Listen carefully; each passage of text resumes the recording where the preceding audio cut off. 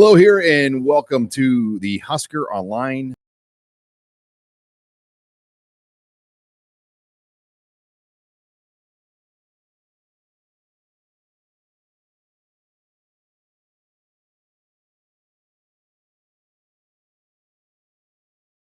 No. Oh, yeah. There he is. All right, I'm back. Sorry about that. I just literally misexecuted the open, but welcome here to the Husker Online post-game live show. Sean Callahan, Robin Washett, Steve Sipple. We're going to be here for about the next hour. We're inside Spartan Stadium, inside the press box here as we'll talk about the day that was. And it wasn't really much of a day, guys. I mean, Nebraska's offense struggled to kind of find a rhythm and had 3 turnovers again, 2 interceptions, and then a fumble by Heinrich Haarberg. The defense, was solid at times, but they gave up 6 long pass plays of 15-plus yards. Every scoring drive that Michigan State had a pass play of 25-plus yards. It was probably the most off balance we've seen Tony White's defense look. The pass rush wasn't getting home, and then special teams was really a problem. I mean, Nebraska got dominated in this phase of the game. They weren't returning punts, and so Michigan State had a punter that was averaging 50 yards a punt, and they were getting a net 50 on almost every punt, including punts that would land inside the 10-yard line. And then on the flip side, Brian Buschini had maybe one of his worst games, or a day that wind was not a factor, and they won 20-plus yards of field position on every swing because of the punting and the punt return areas for Nebraska. That about sums it up. Let's go get some steak. All right. And we're done. But if you have comments and super chats, we've already got a number stacked up. We have 8 super chats. And if you're not familiar with what a super chat is, we get so many comments and questions, we can't possibly get through them all. Super chats ensure that we get your comments, questions on the air. It shows great support as well for the show, and we appreciate all the super chats. But Steve Sipple, your takes. Well, I mean, in all seriousness, you did summarize it very well. A lot of people will try to pin this loss on Heinrich Haarberg. Am I wrong, guys? Yeah. Am I wrong? Or they will. A lot of people try to do that, and he did. Now, I would say this. They would have had to win the game despite their quarterback, which is hard to do in the Big Ten. It's hard to do in any league. It's especially hard to do on the road. And and I don't know, you guys don't have to agree with me, but I think if they would have won, they would have kind of had to do it despite Heinrich, even though, his big run, his 43-yard run, put him in position to score the touchdown to, that pulled Nebraska to 2017. I don't know that Haarberg is equipped right now to lead a comeback, a big comeback like this. And his deficiencies showed. The last thing I'd say is this. He does look really indecisive, not kind of both in the run game and pass game. I don't know. Skittish is a word that Rule has used previously to describe his play, and I thought he was skittish today. Yeah, he's not just putting his head down and running. Like, even on the scrambles, it's almost like he's kind of dancing around in the pocket, waiting for the defense to collapse around him. Whereas earlier in the year, I mean, he was kind of just taking off and going. So I don't know necessarily what's changed with that part of it, but I think when you look at what his season has been, I think more often than not, when Nebraska has won, it has been in spite of the quarterback. Like, he's been doing enough when they've won, but this was one of those games where the defense wasn't at its best today. The special teams was bad today, and when the offense, they were kind of par for the course in a lot of ways from what they've been for most of the season. When you have those 2 other phases not playing to their absolute best, you're going to fall apart, Right. like we saw today. Well, let's see Michigan State finished, guys, with 295 yards. Okay, that's not horrible for Nebraska's defense, right? 295. No. That's not that should get you wins generally, wouldn't you say? I mean, Michigan State, though, called some good trick plays, double moves. They were opportunistic when they took their shots. They were. And they executed their shots. I mean, that was the difference. They came into the game with similar quarterback issues of Nebraska. Yeah, they did. And they figured out ways to find plays, period. Well, I think the early stages of the game are really important in that regard, and that Caton Hauser, who, guys, in the previous 8 quarters with him playing quarterback, they hadn't scored a touchdown. But right away, you saw Michigan State assert itself offensively. And I think that allowed Sparty to pick up some confidence that maybe they wouldn't have had. But early on in that game, they moved the ball, and they had Nebraska on Nebraska's defense on its heels, which that's what made a huge impression on me. All right, let's get in. We got a number of super chats in the queue right now, so let's get into some of these right now. Jeremy Brandt chimes in, QB. That's all this staff needs to think about between now and the spring. A good QB that will cover up a lot of warts. No team can overcome bad QB play, and I think everybody knows that. I think if you didn't think Nebraska was going to take a transfer portal quarterback, I think today probably changed your tune. I think you realize, like, Matt Rule's got this team probably maximized in a lot of areas where they can get with Heinrich Haarberg. In order to kind of get over the hump, they need an improvement at quarterback play. Robin, go ahead. Yeah, I mean, I agree. I think that the conversation was, yes, Haarberg has struggled, but there's winning.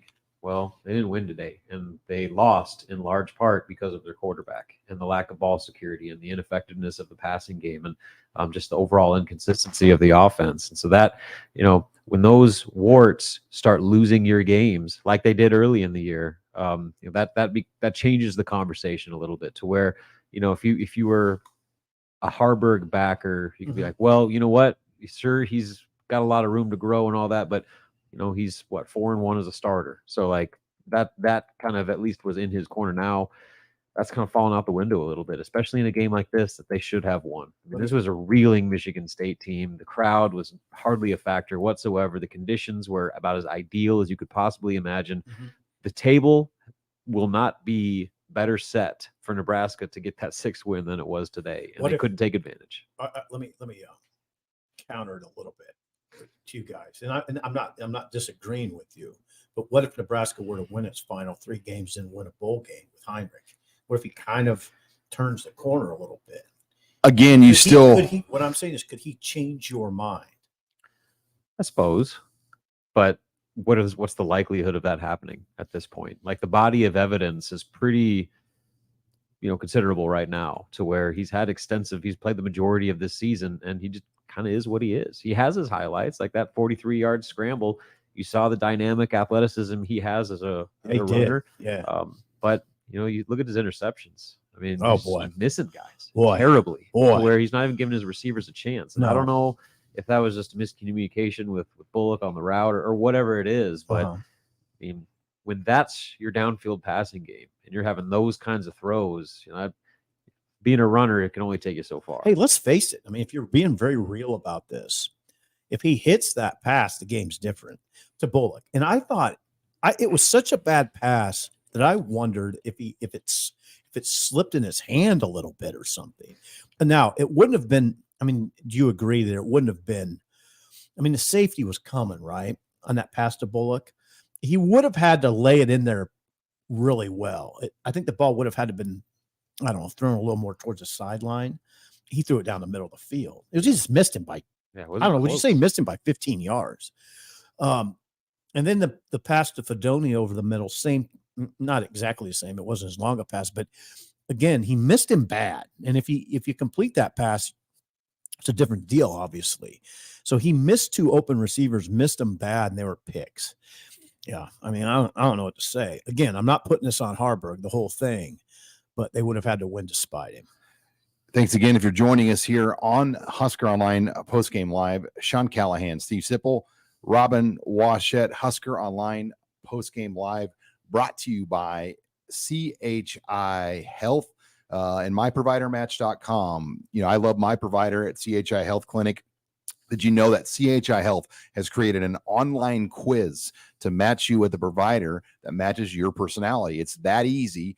Go to myprovidermatch.com, answer a few questions, and be matched with a provider who understands your health goals, including primary care and women's health providers, pediatricians, and cardiologists. I'm a patient myself at CHI Health. It's a great clinic there on 40th and Yankee Hill with tons of different services. They have a pharmacy as well inside there to make it a lot easier when you go in there. So if you have someone that you can turn to, no matter what their health need is, it makes a difference. That's what CHI Health Clinic's My Provider Match does. It matches you with a provider that fits your personality. Okay, let's take it in, guys, to the next super chat. Joe Vampola. Today was more about a lack of effort. Was today more about a lack of effort or being outplayed, guys? I don't think there was a lack of effort by any means. I mean, this team played hard. They made Michigan State get whatever they want. It was a 3-point loss, and Nebraska easily could have won that. They were probably a play or two away from winning this game. Right. I didn't see that. Now, Rule he mentioned something interesting, and we need to address it. It's a new world for Nebraska right now. It's a bit of a new world in that they're not going to sneak up on anybody, right? Rule, I can't remember exactly how Rule put it, but the theme was that Michigan State was going to be ready. They weren't going to give passing preparation in Nebraska. They're going to lock in harder because Nebraska's won 3 in a row in 5 of 6. They had won 3 in a row in 5 of 6. Also, this is the world where Nebraska has consequences.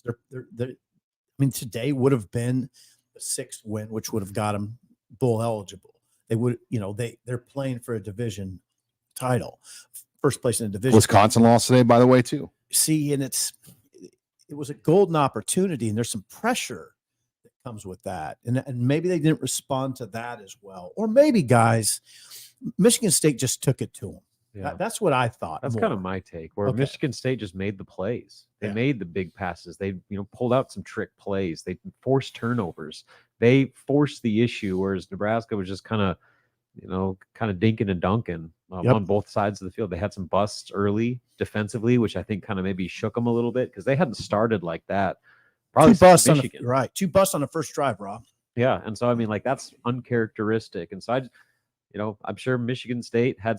A lot of the players said that on both sides of the ball, they were doing some things that they weren't necessarily ready for. Nebraska wasn't necessarily ready for. So that I think maybe they were just off guard a little bit early, and it took them a while to finally settle in defensively. But throughout, they just didn't make the plays. You just look at the special teams plays Michigan State made with their punter and their 50-yard field goal, and then on defense, forcing 3 turnovers, and then on offense coming up with all those explosive plays. All of those things were things that Nebraska did not do. So I don't think it comes down to effort. It's just that Michigan State made the big plays in all 3 levels. Yeah, and you guys, there's a reason I really don't like this fair catch idea that Nebraska used today, that they're going to fair catch everything with Billy Kemp. The reason I don't like it is because it's such a non-aggressive move. It's such a non-aggressive posture to be in. I kind of understand it. The way Rule characterized it was Kemp was here for stability. Now he did say they were going after trying to block punts. So there's a level of aggression there, and I respect that. But I think fair catching, just saying we're fair catching everything, it just is a lack of aggressiveness that can bleed into other areas. That's my opinion. Well, I wouldn't want to do it. I think Michigan State almost figured it out. The punter's like, hey, I can take some hang time off these punts, kick my cup and hammer them because that guy can't return them back. No, I don't know about can't, but he wouldn't. Well, they don't weren't returned. They didn't want him cutting on his knee. Yeah, I think that was. I see what he was there just to catch the ball. Yeah, and then pretty much said that after the game. Then they needed to return one, and Ethan Nation got an opportunity. But Kemp still has to be smarter. Like you do not field punts on the 5-yard line. He fielded 1 at the 6 and 1 at the 7 and 1 at the 15. The 15 is not so bad. Fielded it 1 at the 6, 1 at the 7. That kills you. And with Nebraska's offense, what do you? You're just in trouble. They're just not going to march the ball 90 yards. They're not capable of doing that. Right now. It's like a sack. It's just a really bad play for the special teams when you're giving up that kind of field position. Then your punter, Brian Buschini, he gave up so much field position. Well, did I mention it earlier? That I'll mention it again, Rob, just so people to drive home the point. The net punting yards were this. Michigan State averaged 47.7, Nebraska 28.2. Any advantage Nebraska had in the penalty column, which was significant. Michigan State 7 penalties for 70 yards. Nebraska 0 penalties. Sort of negated by. That's a great point. Negated by special teams. I hope you wrote that. I didn't. That's what you'd always say to me. I'll say something really good, and you'll say, "Write that. Write that. Save that for the show." Well, you saved it for the show, but moving to the next super chat. Big Red Country with Jeff just throws in $9.99. Okay. Thank you for your support, Big Red. Oh, he's got a question too. Sorry. Michigan State seemed more prepared than the Huskers' offense, defense, and the coaches seem off today. And again, they make good money too. I mean, Michigan State's got a very good coaching staff. That Mel Tucker, when he got this job, he brought in some big name people. I mean, they had Mark D'Antonio on the sideline as well, right? Helping. So, that's yes, they had a lot of drama and turmoil here, but that's still a good quality Big Ten roster. Yeah, they didn't look bad, and a lot of people tried to portray them as a program in shambles. I didn't see that against Minnesota last week. They lost the game 27-12, but Minnesota needed to score late in the fourth quarter, a few scores to get it done. Now, of course, they got hammered by Michigan, but everybody's getting hammered by Michigan.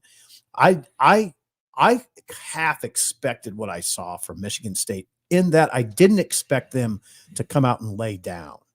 The crowd wasn't great. It wasn't terrible, though. I mean, it wasn't a horrible atmosphere. I think, again, I'm tipping my cap to the Spartans and really their fans. Yeah, it's been a horrible season, but today wasn't that bad. People showed up for the game, and the home team played pretty well, and against a lot of, against some long odds, but they still did it. I give them a lot of credit. And to the point of being out-coached, like that's where the comments after the game were kind of eyebrow raising, where you get players on both sides of the ball saying that they saw things they weren't ready for, and they had to kind of adjust on the fly. So, credit Michigan State's staff for coming up with some new stuff, come up with trick plays that worked. They missed on one on that throwback to the quarterback. So they really kind of they went into their bag a little bit, and because they have nothing to lose. They played like a team that didn't have anything to lose, whereas Nebraska just kind of, you got to wonder if maybe the expectation was weighing on them a little bit, right? Which Rule alluded to that, kind of hint. Not only just with the players, but with the way the game was called as well. Playing a really passive special teams approach like that, that's playing not to lose. That's not playing to win. I know. We mentioned that. Now Rule, now we'd have to watch the film on this, guys, but Rule said they're going after punts, and so that would be his counter to us saying he's playing passive. His counter would be, well, we were going after punts. I'm going back to that. When you have fair catch called before the game on the 5 and the 6, 7 yard line, that's passive. I wouldn't do it. I just wouldn't do it. I don't care what the circumstances are. I'd have a punt. Come on, you don't tell me there's not a guy on the roster who can advance punts. I just don't believe it. Clearly, they felt good enough about Ethan Nation to put him in at the very end of the game on a critical punt return that. Play him earlier. That's all I got. Advance punts. Advance punts. It shows aggression. Go ahead. All right. Let's get one more super chat in here before we read our next lovely sponsor. But Daniel Elliott chimes in. The coaching staff or the fan base appears to have beaten any semblance of a football player out of Haarberg. He looks tentative and miserable, and it did seem that way. I mean, it just now. To be fair, were the receivers not getting separation? Were the receivers not open? How was the protection? The protection was good enough. I think a lot of the 7 sacks today were him holding the ball too long. I mean, he could get into his drop, but if his first read wasn't there, he was holding the ball and having a hard time. And if he doesn't get it out right away, it usually doesn't work for Heinrich Haarberg. I think his protection wasn't great all the time, Sean. Now this is where, when we're doing a post-game live, we don't have the benefit of rewatching the game. You notice that Rule wouldn't go into detail and evaluation of Heinrich until he saw the film. One of the things he'll watch is what we're talking about right now. How was the protection? Was he holding the ball? How many of those 7 sacks? He was sacked 7 times. How many of them were on Haarberg? How many were on the offensive line? I don't think we can't say that. We'd have to watch the film. So I'm going to be careful on that. I thought the protection at times was bad. I thought there were some stunts that Michigan State used that got Nebraska on its heels up front. And and the pressure was there even if he wasn't sacked. All right, let's. That's where I'm coming from. Sure. Husker Online Postgame Live. Thanks again for joining us here. We're brought to you by Caldera Lab. You've heard me talk about Caldera Lab all season here. It is a great, easy to use men's skincare product. 30 seconds in the morning, 30 seconds in the evening. Put it on. You take care of your face. Your face looks clean, fresh. You feel good. Helps you look younger too. 94% of men that have used Caldera Lab have been known to see results. And I've been on it now for a few months, and you see it. You definitely feel a lot better with the product. And we've got a great deal for our Husker Online users. Once again, go to calderalab.com. You can get 20% off on your order. That's calderalab.com for 20% off by using promo code Husker at calderalab.com. Thanks again to Caldera Lab for sponsoring us here on Husker Online Postgame Live. All right, Rob, let's get to the super chat here. This is from Husker DKB. Can Rule really continue with Haarberg when he is only completing about 50% of his passes from 6.4 yards and has 10 turnovers? So I guess the question to you, Rob, is what's the better option? Yeah, well, and that leads you to the question of, the coaches know those quarterbacks a lot better than we do, and they're continuing to ride with Heinrich Haarberg. And when Jeff Sims has come back into the game since his injury and losing his starting job, he's looked terrible and turned the ball over just as much. So, where's Chubba Purdy in this conversation? Is he really that far behind Sims and Haarberg that he's not even getting a look, not even getting an opportunity? That's stuff that we on the outside just don't know. And so you just got to assume the coaches are going to play the guys they feel are the best, are going to give them the best chance to win. But right now, with all those stats that were mentioned and just looking at that box score, is Heinrich really giving you the best chance to win? And that's a question that only the guys in that coaching staff really know. 12 for 28 doesn't get it done.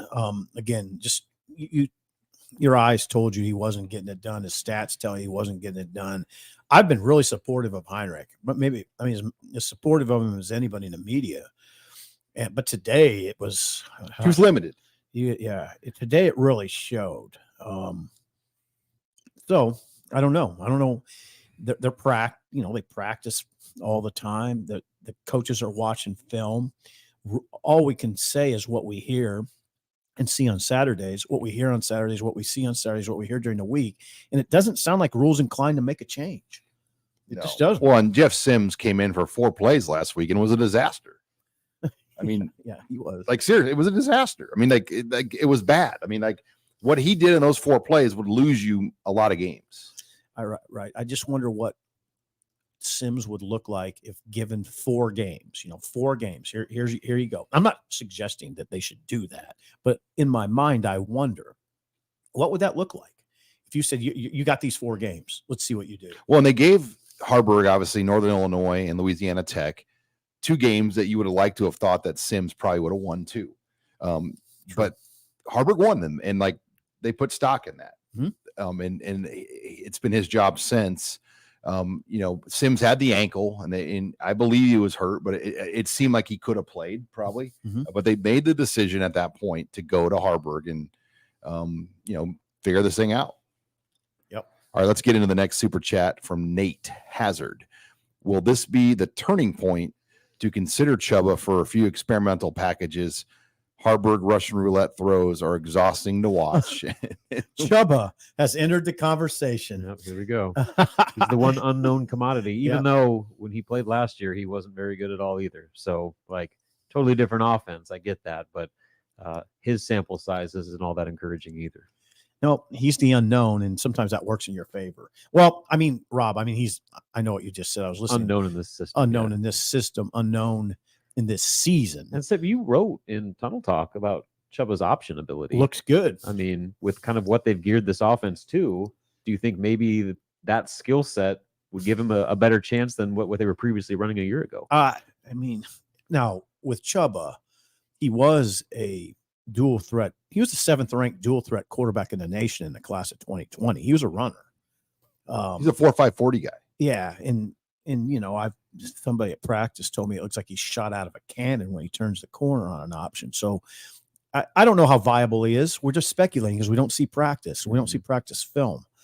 So it's total speculation. Now, this week, let's see where the conversation goes on Monday with Rule. If he'll, because we will ask him again, has Heinrich done enough for you to say he's our starter on Saturday? He said after the game that he never considered making a change. Right. That's so important. Right. All right. Jacob Banks comes in the super chat. Does he have a question or just throwing the support, Megan? I don't know if, but Jacob Banks, $4.99. Thank you, my friend, for your support of Husker Online post-game live. Let's go to Spark Adventures. Can this team still make a bowl? Yeah. Absolutely. I mean, first of all, guys, Wisconsin got beat by Indiana. Okay. Iowa is about to beat Northwestern. Are they? It's 7-0. It's 7-0 in the fourth quarter. In the fourth quarter. They were playing at Wrigley Field. What, they playing baseball? Yeah. They just decided to play baseball. Apparently, Mike Wilbon got on the mic or something. He's like, "Come on, Wildcats, score some points. We just need a couple grand slams. We're right back in it." He did, really? Yeah. I mean, 7-0. what would be more entertaining, watching like the Ferences play baseball in Wrigley Field or run an offensive plays? Well, now, I'm surprised, though, that now I would say this. I'm surprised Northwestern couldn't put up any points. That offense we saw wasn't that bad. And then they followed it with a good offensive performance against Maryland, where they scored Wisconsin only scored 6 on Iowa. Yeah. I mean, I'm still surprised. Iowa's got a good defense. Yeah, I'm still surprised. But to the point, yes. I mean, Maryland's going to be coming in reeling. Of another loss, Off 4 in a another row. loss. 4 in a row. 4 in a row. We got to wonder kind of what the state of that locker room is. Are they getting hammered went by 5-0 to 17 down. 5-4 now or whatever it is. So like that's a win. Well, a game that Nebraska will have an opportunity to win 31-13. at home, especially if they're able to bounce back the right way.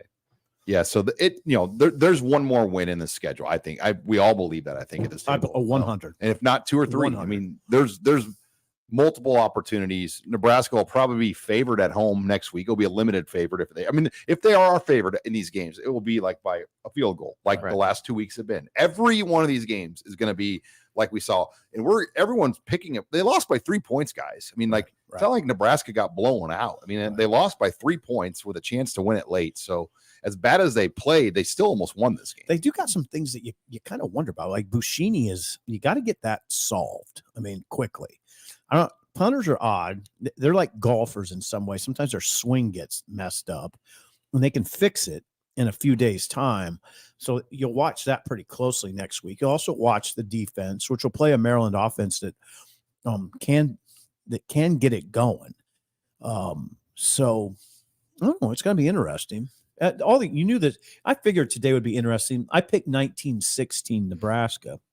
I figured it was going to be a very close game. I thought Nebraska would play better, though. All right. Brandon just chimes in with $4.99. Thank you, Brandon, for your support here of Husker Online. And Brandon has a question as well. Grant is our guy between the tackles. And he kept running to the edge. Johnson has the speed to get to the edge, and we ran him up the middle. Why? I mean, I thought all the running backs, it was kind of just like a variety where they just mixed them in. I mean, you look at the final carries. Johnson 13 carries, Grant 9, Fleeks 4. Okay. So 26 carries to the tailbacks for about 100 yards. I mean, I thought they ran hard. They got enough from the tailback. I mean, they were close enough with the running game. I mean, the sack adjust rush total for Nebraska, when you take the sacks out, they averaged 5.7 a carry. Good job, Sean. Now, I thought those guys ran really hard. 195 sack adjust rush yards. Yeah, I thought Emmett Johnson again looked good. I thought Grant looked better than he has in recent games, and Fleeks is becoming more of a factor. I thought it was a good game plan from the run game standpoint. They didn't get some runs in the second half that they needed, but generally speaking, I thought that part of the game was good. Yeah, it was okay, but Nebraska needs it to be a lot better. I mean, with the way their passing game is right now, getting 100 yards out of your 2 tailbacks is okay. So it's not gonna win you. I thought they ran hard. That's did. What I thought. So here's another part though that I was looking through the stats and I didn't realize this when the game started. Anthony Grant started the game. Yes, he did. So he had not started the last 3 weeks. So they went with him over Emmett Johnson after talking about him being the starting running back at the University of Nebraska. So who knows? Doesn't seem to be really much rhyme or reason with how they play those guys. I think they're kind of just all interchangeable at this point. So I guess they all kind of fill similar roles to where there's not really a defined rotation there. All right. Thanks again for joining us here in Husker Online Postgame Live. Husker Online Postgame Live is brought to you by Bauer Underground. They're helping shape Nebraska's infrastructure, and they're looking for new members to join the team with open positions for laborers, equipment operators, aerial linemen, and foremen. Bauer Underground is searching for the best in construction. Visit BauerUnderground.com to learn more about career opportunities and industry-leading benefits, including competitive pay, employer-paid health insurance, dental, disability, vision, life insurance, 401k match, and new top-of-the-line equipment with a clothing allowance. No experience in underground utility construction? No problem. They will train the right people in the field, giving you the hands-on experience that you need to build a long and rewarding career. Want to learn more? Visit Bauer Underground on Facebook to view the testimonials from the current Bauer teammates, hear about their experiences, the company culture, the importance of their work. Bauer Underground is family-owned company with work sites and crews across the state. So wherever you live, they've got an opportunity for you. Visit and like Bauer Underground on Facebook to read more about the testimonials from their employees. Come start your new career today. Thank you again to Bauer Underground for sponsoring us here on Husker Online Postgame Live. All right, Chase Woodward comes in. GBR, offense needs talent. Is it a concern that 3 of the top in-state offensive recruits at Bellevue West got shut down by Westside last night? Westside skill players looked better across the board. And look, I'm not a guy like that looks at those things. I mean, I'll give you an example. Last year, Malachi Coleman, like he got shut down by corners from Gretna. I think, yes, it's a big deal. Stats and plays in high school are a big deal. But those Bellevue West guys can all run. They're all athletic. They're all talented. Daniel Kalin has a good football mind on him. He was going to go to Missouri. He had 15 Power 5 other offers. Yep. They're all good players. They're all heavily scouted, accomplished players. And you can't just look at the results of a game. I mean, Westside's one of the best all-time high school teams in the state of Nebraska. Good point. Across the board. They will go down in the conversation as one of the 2 or 3 maybe most dominating teams we've ever seen in this state.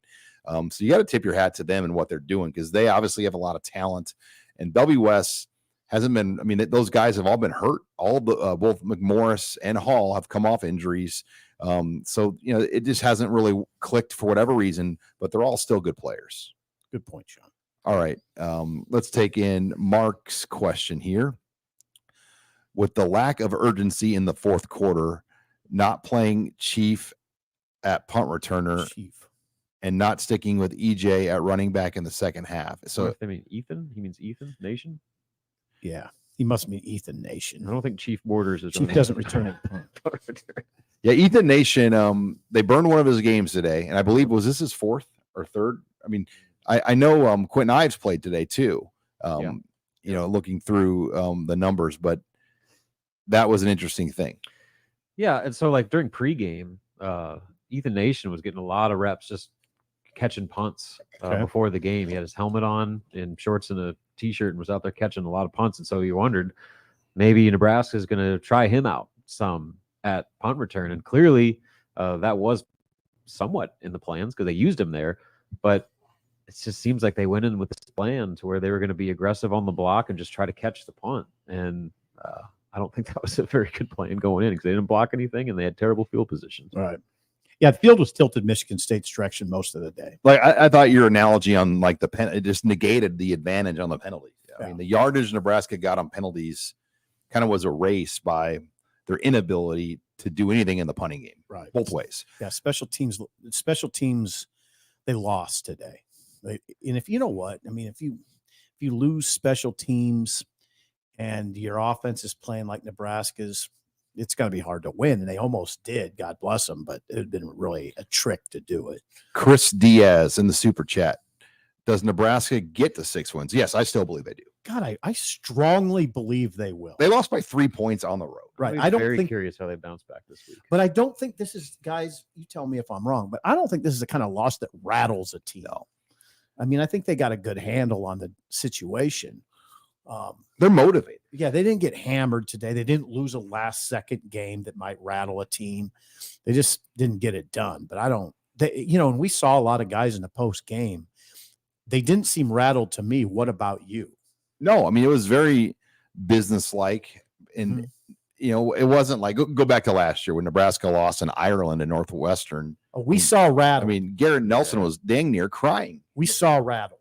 We know what rattled looks like. Yeah, and just looking at the body language of the players after the game, it didn't seem like they were, overly shook by it. I mean, obviously disappointed, but far from closing the book on their season. The fact that to think that they don't truly believe they can't get one more victory, if not more, over the rest of the way, like I don't even think that's in their minds whatsoever. So this is going to be an important week, coming back off a loss like this and the missed opportunity that this was. This is, again, where you fall back on those leaders, which have dug them out of holes very similar to this already this season. Can they do it again? Can I say this? I will be shocked if they don't get another win. Yeah, right. I mean, I would be completely shocked. Well, that's my answer. The fan base and rule, I mean, there's just going to be a will and a desire. I mean, getting a 6 win for Nebraska is more important to me than any other team in this conference. Yeah. Like some places, we got to 6. But here it's really important. And I think Rule is going to, preach that importance and get this team ready. All right, let's go on to Logan. Merrick talks. Sip, the protection was fine. Haarberg was awful in the pocket and he held the ball. Okay. Go watch the tape. Yeah, I'll have to go watch the tape. 7 sacks. It couldn't have been all on him. 7 sacks is a big Emmett Johnson did say that, he says, I know everybody wants to pile on Heinrich, but it wasn't just him. The offensive line needs to be better. The running backs need to be better. Yeah, and I wonder if some of that is the blitz pickups by the running backs. Like I've saw some criticism about that. I don't know enough. Like, again, I need to go rewatch it, but I know Haarberg held the ball way too long, far too often, but when it comes to protection, usually that's a result of something. When you're skittish in the pocket like that, it's because you don't trust the protection in front of you. Yeah, Nori alluded to it too. Nori Newely said that it wasn't good enough up front. That they have to do better and he has to do better. Now, those can be the quote unquote just right things to say, but I thought the protection broke down at times. All right, let's go on to Cornhusker Corner. Did I hear somewhere that Chubba runs the option the best on the team? And no. We haven't seen it in a game. He's capable of running the option, right? So that'd be the best way to say it. And he absolutely. Like if people are just joining us, or they joined us after what I said earlier, he was the number 7 dual threat quarterback in the country in 2020. He can run it. He ran it pretty well. If you go back and look at Florida State versus North Carolina State, he ran the ball really well that game. He has it on tape. He can do it. All right, Captain Android comes in. A missed face mask call. First down at the end of the game, an MSU TD catch, a missed TD pass, bad throw early. Glad Rule didn't complain post-game. The wide receivers weren't enough. And, guys, I asked Rule this in the post-game, and I don't think he was really aware of the fumble that they charged Haarberg with on Nebraska's final possession wasn't an incomplete pass. It was not stopped. It was not looked at by replay. It should have been. In fact, Fox's Dean Blandino. Close. What'd you just call him? Blandino? Basically like a guy that sounded like somebody from like a 1960s mob movie. Dean Blandino. Let's say it again, Rob, please. Dean Blandino. Okay. Thank you, Rob. And he said, no questions asked. This is an incomplete pass. Clock should be stopped. It should be reviewed. Okay. And it wasn't. And that was a critical thing for replay not to stop the game and look at it. Instead, Nebraska had to run a fire drill play, and it was over at that point. So I'm not saying Nebraska would have won, but then on the touchdown pass as well, the ball hit the ground. You could see it, but they still went with the catch because it wasn't enough. So there were a couple of questionable replay moments, and Rule did not make that an excuse. But we didn't hear anything on that replay. I think it's something that we could probably ask the Big Ten if they got any clarification on why replay wasn't buzzed on Haarberg's fumble. Officiating once again came up short. I mean, you just got to kind of get used to it. And I feel kind of badly saying that, but you just see a lot of instances of poor officiating. You do. And I've been watching football since I was a kid, and it's not as good as it used to be. That's it. Well, that's not even didn't even mention the no call on the pass interference with Malachi. Remember when he was going on that deep shot and the guy basically tackled him right before he got the ball? Yeah. Like, Rule was furious. yeah, you could Rule say went out on the field. Maybe they were trying to say it wasn't catchable or whatever, but of course it's not catchable when a defender's smoking you in the chest before the ball gets to you. Right. All right. Thanks again for joining us here in Husker Online Postgame Live. We're brought to you also by Homefield Apparel. You've heard us talk about Homefield at the start of the season. There are a lot of collegiate apparel brands out there, but we wanted to partner with Homefield because their designs are the best out there. Some of Husker Online's favorites are the Volleyball Day shirts, the Centennial Ringer tee, and the Shuck'em Huskers long sleeve tee. Be sure to go to homefieldapparel.com, filter by using Nebraska to see what we're talking about. There's currently an exclusive football bundle, which also includes a baseball tee, sweats, a hoodie, and more. It's the perfect gift for a fellow Husker, or just treat yourself and order that bundle for you. We got a great deal for Husker Online listeners. Use promo code Huskers23 to get 15% off your first order. That's Huskers23 promo code for 15% at homefieldapparel.com. Thanks again to Homefield Apparel for sponsoring us here on Husker Online Postgame Live. Okay, let's move into the Super's early riser. Sean, not sure if it's the Caldera Lab or the lighting, but SIP looks sharp. SIP halo effect happening. So we got a lot going on here. First of all, I traveled with the better web camera, so I probably should start taking your guys' from the office too. But Sipple's got kind of this light thing going on behind him, and it's out of his control unless he moved. But there's the lights behind him are throwing off his camera, so that's why Sipple looks like he's heading to heaven right now. That's beautiful. You got an aura around you, Sip. I like it. Looks good. And that can cancel out my bad skin. Like this is my answer. It's not a Caldera Lab commercial right now for you with that light. Yeah, it is what it is. It looks creepy, but just go with my voice. The audio is more important than the video. All right, we've got only one more super chat in there. So if you want, we still have some time to get a few more in. If you want to slide in a super, we've got an opportunity to get your thoughts, your questions here on the show. Ian, I filled my bad call bingo card. The misfaced pass, the defensive pass interference, the incomplete pass ruled the TD, multiple clock issues on that last drive. The conference deserves better. And I agree. Fair takes. I mean, really fair take, especially the one at the end of the game. Like, you cannot allow like that. There was adequate time to check replay on that. And of course, they didn't show the replay in the stadium. No. Yeah. And Rule, that's what Rule said. He's like, we don't get technology really in the coaching box. So they have to, really rely on those guys. Well, they didn't get any technology to see that play should have been reviewed. Yeah. If it should have been. And if you've listened to me over the years, I've never been someone I've rarely brought up officiating because I didn't like the topic. In fact, me and Robin covered Doc Sadler. Doc Sadler and me got in a really heated argument one time because he thought the refs should be made available after games. And I said that was preposterous. I still believe it would be preposterous, but I just never wanted to talk about officiating, but it's gotten to the point where you almost have to. It's just, there's so many missed calls. It's just unfortunate, I think.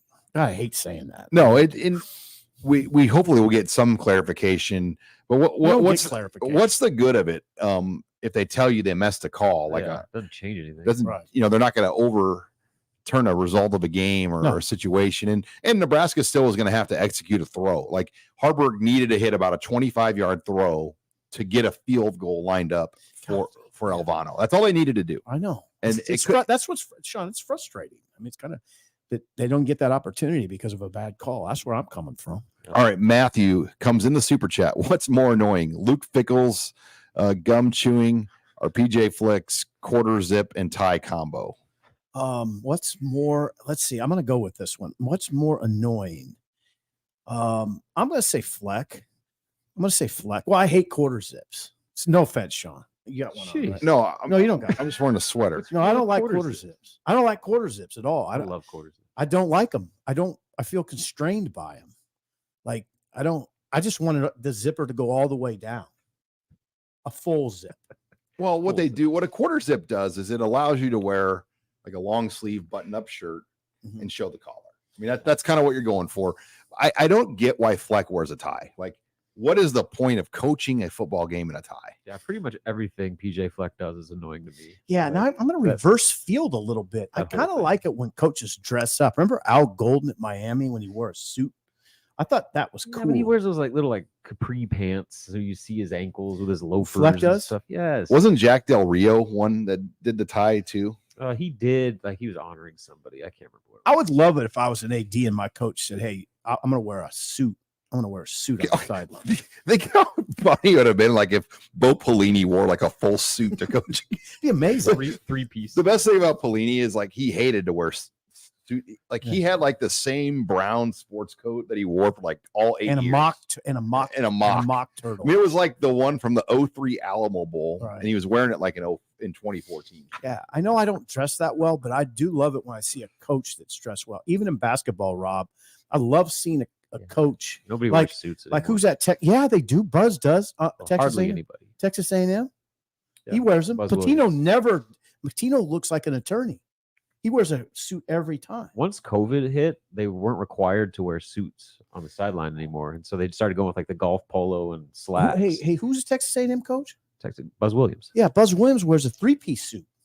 He wears a 3-piece So suit. I mean, they still do it, but the vast majority, in fact, like I've seen comments amongst other coaches that they make fun of coaches that wear suits still. I like it when they not wear a trendy thing to do anymore. I know it's not trendy, but I think it looks great. Yeah, it's always like when Nebraska plays those like pay games where they pay like a smaller. South Dakota, I mean, when they were here a few years ago, they were all in suits. Yeah, it's like the teams like that still do it. Where Mike Woodson. Fred doesn't like to wear a tie ever. He can't because of his blood circulate. flow. Yeah, so he's got that heart condition. he wears the He open. can't restrict his neck. Yeah, Woodson at Indiana wears a suit every game. We stopped at Channel 7. We used to always wear, like, we did more of a true pregame show. We'd wear suits for that, but now we just wear shirts and quarter zips or sweaters. Quarter zips. All right. Big Red EDC missed calls were terrible, but so was the lack of consistency on offense. Yep. True that. Yep. The defense played well enough to win, offense not so much. And you got to throw special teams in there too. I mean, special teams was a big factor. Big letdown.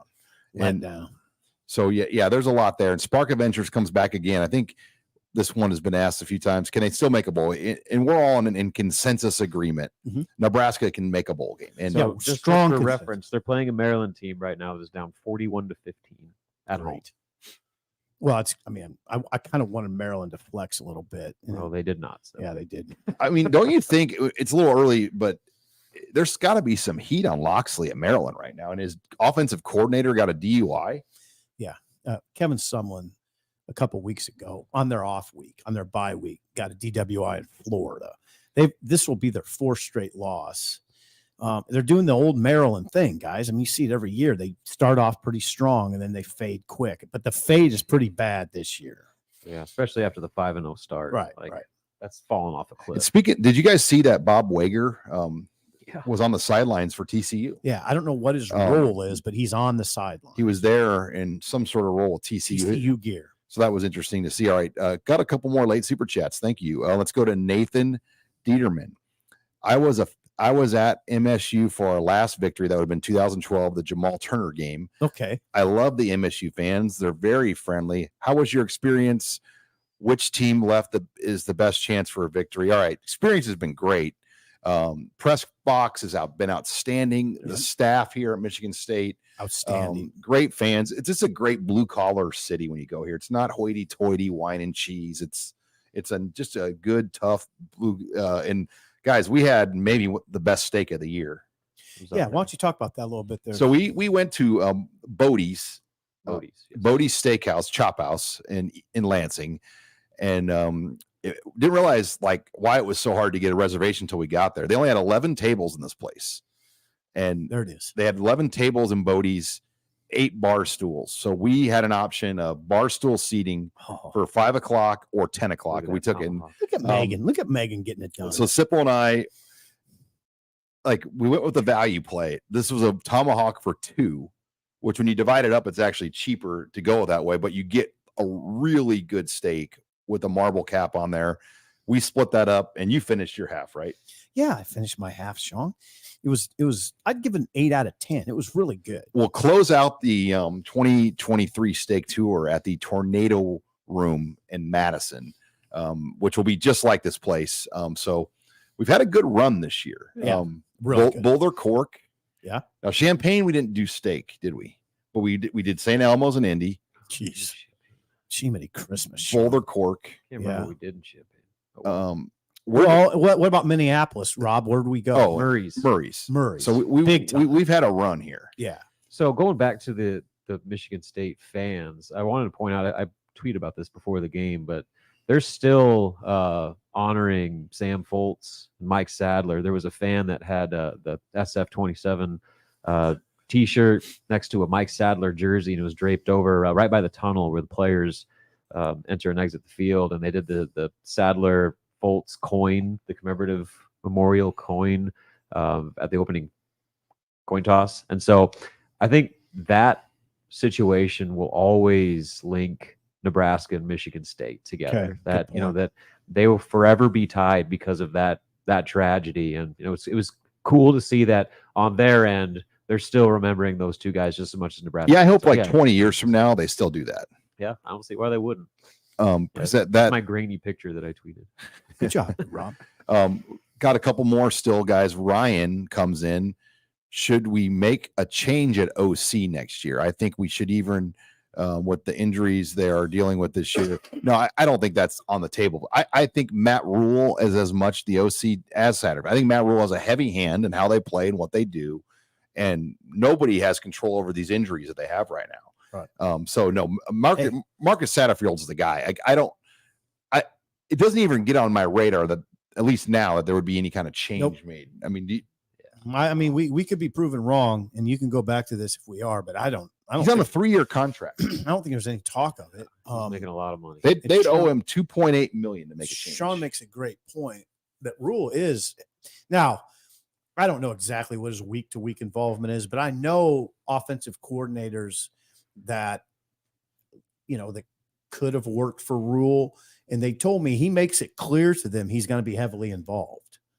He makes it clear. Some offensive coordinators will stiff arm that idea. He's got a play sheet. Yeah. Okay. Well, there you go. I mean, he's involved. So this is not all on Satterfield.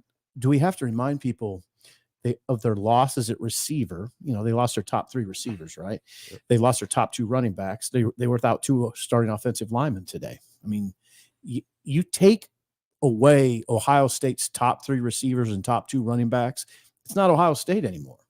What are you gonna do, Sean? I was going to try to move just see if I can do that lighting thing. It is what it is. We're kind of at the tail end of the show. Yeah, at this point, people are used to it. I just want to make sure people can see that un-Caldera labbed face. Wow, Sean. Come on. All right, Can you put it on whiskers? Jared chimes in. What cut of steak are you guys getting tonight? Usually we're not a steak 2 nights in a row. Yeah, we probably don't need that actually. So what are we doing? Matt Foster has been our colleagues at Channel 7. Andy's not traveling this week, so Matt Foster's here. He's wondering where we're going to eat. So we have to make that big decision after the show ends. Somewhere to catch the night games. But we'll probably go. I mean, we're staying in the revitalized Capital District. It's nice. And it's very nice by the ballpark in Lansing. And I mean, what I like where we're staying, there's a grocery store like right next to the hotel. Yeah. So I need some toothpaste. And Sipple did. People have asked this question last night. Sipple did have a margarita. I did. At a steakhouse. No margaritas in the press box here today. But all right, Mirestone Ranch. I'd say it's pretty clear that D'Antonio secretly has been taking video of our signs at prior games. Just kidding. Tough day. Cheers, fellas. There was a guy dressed up as a Michigan fan nice. With binoculars and all that stuff. So, and he had a free, what's the guy's name that was busted doing all that stuff? Corey or what? Or the Connor Stallions. Free Stallions. Free Stallions. Connor Stallions is the name. Can you imagine if Stallions like just rolled into like any college football city or bar? Like, I mean, He'd be a target. I know it'll be really uncomfortable. I feel for him. I don't feel for him actually. Yeah, I was gonna say I don't. It is what it is. Okay, AC Heinrich Haarberg. Number 1, Heinrich Haarberg is terrible. 2, punt returns were terrible. 3, defense is not great. The wind mask assisted poor backed pass coverage in other games. Okay. Yeah. So basically, what you say is the quarterback plays terrible. The special teams, especially punt return, is terrible. The defense is being overhyped because they've been the benefactors of bad weather, like the Illinois game was bad too. Purdue, yeah. So they've, I don't know about all that. I know that yes, quarterback play has been very bad. No matter who's been under center, the punt game has been hit and miss. Buschini's had some good games. Yes, he has. And there's been games when he's actually been really effective and been an asset. Today was not one of those days. The punt return has been lacking all year. The defense, though, I will disagree with on that. I maybe not go as far as to say great, but they've been a very good defense this year. And they're the only reason Nebraska's even in the conversation of making a bowl game. Wow. Cody chimes in here with a great super chat. Illinois just beat Minnesota. Nebraska still controls its own destiny now in the West by winning out, assuming that Minnesota will lose to Ohio State. Illinois beat Minnesota. I mean, yeah, that's good for Nebraska, but better would have been a win. I mean, like this is the disappointment for me is this: Wisconsin and Illinois both lost. Okay, it was a golden opportunity for Nebraska. I mean, the West is just. They just can't get out of their own way. It's like no one in this division has got any momentum. Do you see what I'm saying, though? The excitement today of winning this game with Illinois and Wisconsin losing. My God. What's the Iowa score? They won 10-7. They won. But you control that because you can beat Iowa on your home field. It's just a missed opportunity. That's the biggest disappointment to me. Man, Minnesota loses. Yep. That's kind of the thing. Like it's just the opportunity that was today, and for them to just play the way they did is just so disappointing. All right, one more super chat here from Matthew.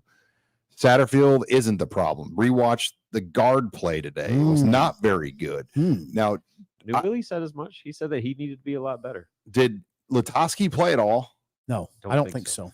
Evans Jenkins. Well, Newelli and Latowski play the same position.